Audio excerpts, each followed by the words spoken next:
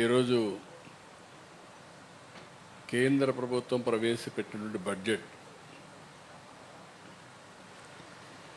ఒక very well balanced, అదే మరిగా ఇది ఒక ఫార్వర్డ్ లుకింగ్ బడ్జెట్. ఇది ఏదైతే భారత ప్రజలందరూ కూడా ఫాస్ట్ గ్రోయింగ్ ఎకానమీ మీద ఎన్నో యాస్పిరేషన్స్ పెట్టుకున్నారు, దాన్ని రిఫ్లెక్ట్ చేసే విధంగా ఈరోజు బడ్జెట్ వచ్చింది. ఇటీవల ఒక historic FTA with European union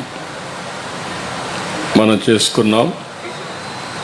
దాన్ని కూడా ఇప్పుడు మన బడ్జెట్ చూస్తే అది కూడా అచీవ్ చేసే పరిస్థితిలో, అదే మాదిరిగా భవిష్యత్తులో సెల్ఫ్ రిలయన్స్ అండ్ మ్యానుఫ్యాక్చరింగ్లో కన్సాలిడేషన్ జరిగే దిశగా ఈ బడ్జెట్ ప్రవేశపెట్టడం జరిగింది. అదే మాదిరిగా ఇది ఈజ్ ఆఫ్ డూయింగ్ బిజినెస్ని స్ట్రెంగ్తన్ చేస్తుంది. MSMEలు ప్రమోట్ చేయడంలో, స్ట్రెంగ్తన్ చేయడంలో ప్రముఖ పాత్ర వహించే పరిస్థితి వస్తుంది. ప్రత్యేకంగా మీరు ఒకసారి చూస్తే ఉమెన్, ఫార్మర్ అండ్ యూత్, ఈ ముగ్గురికి కూడా టాప్ ప్రియారిటీ ఇవ్వడం, అదే మాదిరిగా వారి యొక్క ఎంపవర్మెంట్ కోసం దోహదం చేసి పెట్టారు. అల్టిమేట్గా ప్రధానమంత్రి గారు ఏదైతే చెప్తున్నారో, తొందరలోనే మనం 3rd లార్జెస్ట్ ఎకానమీ అవుతాం. ఆ తర్వాత 2047 వికసిత్ భారత్, ఒక డెవలప్డ్ ఎకానమీగా తయారు చేయడానికి ఇది పూర్తిగా ఉపయోగపడుతుంది. ఈరోజు దీనికి ప్రధానమంత్రి గారిని మనస్ఫూర్తిగా అభినందిస్తున్నా. చాలా ఎక్సర్సైజ్ చేసి బ్యాలెన్స్డ్గా పెట్టిన ఫైనాన్స్ మినిస్టర్ని అభినందిస్తున్నా. ఈ రెండు కూడా దేశానికి ఒక డైరెక్షన్, అదే మరి ఒక వెలాసిటీ ఇచ్చే విధంగా దిశ అండ్ గతి to endeavour of our great నేషన్కి ఇది ఉపయోగపడే విధంగా రెండు తీసుకొచ్చారు. దీన్ని మనస్ఫూర్తిగా అభినందిస్తున్నాను. ఈరోజు మనందరం గుర్తుపెట్టుకోవాల్సింది, భారతదేశం యొక్క ఆర్థిక వ్యవస్థ one of the fast growing economy. ఇటీవల నేను దావోస్లో చూశాను, technology we are number 1, artificial intelligence. రాబోయే రోజుల్లో AI ద్వారా అభివృద్ధి ఇంకా వెలాసిటీ పెంచడం కానీ నెక్స్ట్ లెవెల్ ఆఫ్ రిఫార్మ్స్కి వెళ్ళే అవకాశం వస్తుంది. రెండోది ఎనర్జీ ఈజ్ ఎ గేమ్ చేంజర్గా భారతదేశానికి తయారైంది. Renewable energy, one grid nation and also మనం తీసుకున్న రిఫార్మ్స్ అన్నీ మంచి ఫలితాలు వస్తున్నాయి. ఈ రెంటికి మళ్ళా ఒక పక్కన మనం ఆలోచిస్తే మనకుండే అడ్వాంటేజెస్ అన్నీ డెమోగ్రఫిక్ డివిడెంట్. ఏజింగ్ ప్రాబ్లం ప్రపంచం అంతా సతమతం అవుతూ ఉంటే భారతదేశం ఒక అడ్వాంటేజ్ కిందగా డెమోగ్రఫిక్ డివిడెంట్ వచ్చే పరిస్థితి వచ్చింది. ఇది 2047 వరకు కంటిన్యూ అవుతుంది. ఈ మూడు కూడా సద్వినియోగం చేసుకోవాలంటే ఇలాంటి బడ్జెట్ చాలా అవసరం. అవన్నీ కూడా ఇందులో రిఫ్లెక్ట్ అవుతున్నాయి. ఒక పక్క షార్ట్ టర్మే కాకుండా medium term, long term sustainability దృష్టిలో పెట్టుకొని ఈ బడ్జెట్ తయారు చేశారు. దీనికి మనస్ఫూర్తిగా అభినందిస్తున్నాను. ఎప్పుడైతే వెల్త్ క్రియేట్ చేస్తామో, వెల్త్ క్రియేషన్ వల్ల ఆటోమేటిక్గా లివింగ్ స్టాండర్డ్స్ పెరుగుతాయి. అందుకే ఈ బడ్జెట్లో మనం చూస్తే మెరుగైన లివబుల్ కండిషన్స్ రావడానికి, ఈజ్ ఆఫ్ లివింగ్ కోసం ఇది దోహదం చేసే విధంగా వచ్చింది.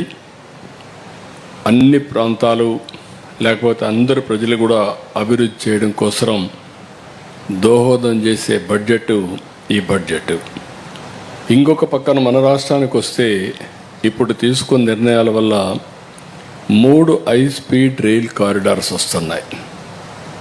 ఒకటి హైదరాబాద్, బెంగళూరు, అనంతపూర్, కర్నూలు కవర్ అవుతుంది. ఒక పక్కన హైదరాబాద్, చెన్నై, హైదరాబాద్ చెన్నై వచ్చినప్పుడు అమరావతి తిరుపతి చెన్నైకి వెళ్తుంది. ఈ రెండు వచ్చినప్పుడు ఒక పక్క అవన్నీ వచ్చినప్పుడు ఇంకొక పక్క అప్ టు తిరుపతి వరకు కవర్ అవుతుంది. మూడోది బెంగళూరు చెన్నై, అది కూడా యాజ్ ఆన్ టుడే నేరుగా పలమనేరు చిత్తూరు. రాబోయే రోజుల్లో వీఆర్ రిక్వెస్టింగ్ దెమ్ కనెక్ట్ వచ్చి Tirupati, then it will go to Chennai. కానీ ఏ విధంగా కనెక్ట్ చేస్తారో చూడాలి. అది కూడా ఒక పక్క అంటే 3 కారిడార్లు కూడా ఆంధ్రప్రదేశ్ని ఎక్కువగా కవర్ చేసే పరిస్థితి వస్తుంది. దీనివల్ల ఫాస్ట్ ట్రైన్స్ వస్తే ఈ 4 సిటీస్ 5 కోట్ల జనాభా, అమరావతి, హైదరాబాద్, బెంగళూరు, చెన్నై, ఇది ప్రపంచంలో ఎక్కడా లేనటువంటి ఒక డైనమిక్ జోన్గా తయారవుతుంది. ఎక్కడికి పోవాలన్నా ఈజీ అవుతుంది. అది కూడా దోహదం చేస్తుంది. ఇంకొక పక్క రాబోయే రోజుల్లో డెడికేటెడ్ రేర్ ఎర్త్ కారిడార్, ఇది ఆంధ్రప్రదేశ్ కూడా ఇంక్లూడ్ చేశారు. ఇప్పుడు ఏదైతే రేర్ ఎర్త్ ఉందో ఇవన్నీ కూడా రేపు రాబోయే రోజుల్లో మన దగ్గర బీచ్ శాండ్ ఉంది, ఇంకా వేరియస్ మినరల్స్ ఉన్నాయి. ఇవన్నీ ఉపయోగించుకొని అనేకమైనటువంటి డిఫెన్స్కి కావాల్సినట్టు కానీ, అటామిక్ ఎనర్జీకి కానీ, ఇంకా అనేక రకాలుగా మన మిగిలినటువంటి సోలార్ ప్యానెల్స్ కానీ, క్రిటికల్ ఎలక్ట్రానిక్స్కి ఇవి దోహదం చేసే పరిస్థితి వస్తుంది. అది కూడా ఒక పెద్ద శుభ పరిణామం. ఇది మన రాష్ట్రానికి కూడా ఉపయోగపడుతుంది. ఇంకొక పక్క ISM 2.0, దీనివల్ల సెమీ కండక్టర్కి పెద్ద దోహదం చేస్తుంది. 40,000 కోట్ల రూపాయలు పెట్టారు. ఇది టెక్నాలజీకి పెద్ద పీట వేసినట్టు అవుతుంది. టెక్నాలజీలో మనం ముందుకు పోతున్నాం. Semi conductor is very crucial. దీనికోసం 2.0 తీసుకొచ్చారు. ఇంకొక పక్కన టెక్స్టైల్ సెక్టర్కి ఊతం ఇచ్చారు. మన దగ్గర పెద్ద ఎత్తున టెక్స్టైల్ అంతా కూడా ప్రాధాన్యత ఉంది. కాటన్ పండిస్తున్నాం. టెక్స్టైల్ వల్ల, టెక్స్టైల్ మ్యానుఫ్యాక్చరింగ్ వల్ల మన వాళ్ళకి చాలామందికి ఉపాధి వస్తుంది. This a good move. It will have a tremendous impact. ఇంకొక పక్క టూరిజం, హాస్పిటాలిటీ, దీనికి కూడా ప్రాధాన్యత ఇచ్చారు.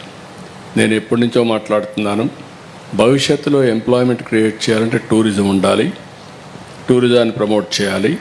హాస్పిటాలిటీకి భారతదేశం పెట్టిన పేరు, అందులో ఆంధ్రప్రదేశ్ కూడా one of the best hospitality state ఇది. దీనికి కూడా ఉపయోగపడుతుంది. ఇంకొక పక్కన government of India cash, coconut, cocoa, sandalwood, ఈ 4 మనకు చాలా ముఖ్యమైన పంటలు. Cocoa we are number 1. అదే మరి ఇంకొక పక్క క్యాషు, కోకోనట్ కూడా మనకు చాలా వరకు ఉంది. ఇంకొక పక్కన క్యాషు ఉంది, ఇంకొక పక్క శాండల్వుడ్ ఉంది.